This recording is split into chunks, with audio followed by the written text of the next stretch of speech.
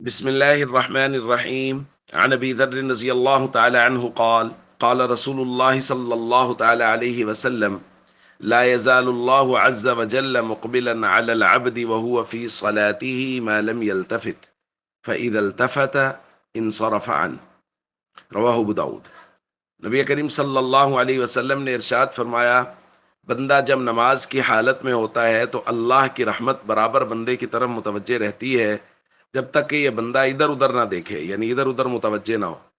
جب یہ ادھر ادھر متوجہ ہو جاتا ہے تو اللہ کی رحمت اس سے منہ موڑ لیتی ہے۔ دوستو، نماز عبادات میں سے سب سے اہم عبادت ہے، اس وجہ سے اس کے اندر پورے آداب کی رعایت رکھنے کا حکم دیا گیا ہے۔ اس کی ظاہری حالت اور اس کی باطنی کیفیات دونوں کی پوری رعایت کا حکم دیا گیا ہے، اور دونوں کو کامل رکھنے کا حکم دیا گیا ہے۔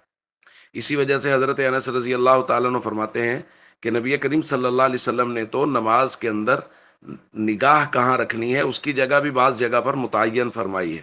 حضرت انس رضی اللہ تعالیٰ عنہ سے حضور نے فرمایا، یا انس اجعل بصرک حیث تسجد، اپنی نگاہ سجدے کی جگہ پر رکھو۔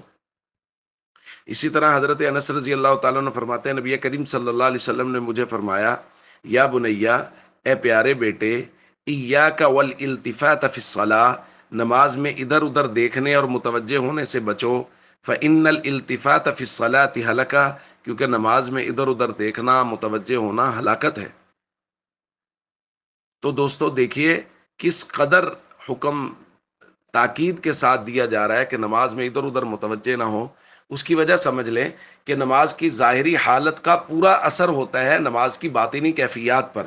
اگر ظاہری طور پہ بندہ ادھر ادھر دیکھ رہا ہے تو بندے کا ادھر ادھر دیکھنے کی وجہ سے اس کی باطنی کیفیات میں خلل پڑے گا، نماز کا جو خشوع خضوع مطلوب ہے وہ کم ہو جائے گا۔ اس لیے ہم سب کو چاہیے اس بات کی فکر کریں کہ اپنی نماز کو سکون و اطمینان والی بنائیں اور پوری طرح سے توجہ کے ساتھ نماز پڑھیں۔ السلام علیکم ورحمۃ اللہ وبرکاتہ۔